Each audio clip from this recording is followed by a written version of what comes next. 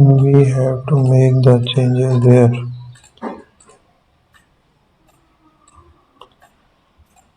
So let's try to make the changes.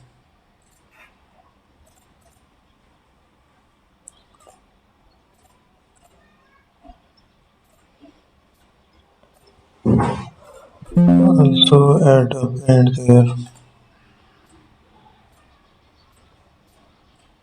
Use the different options here.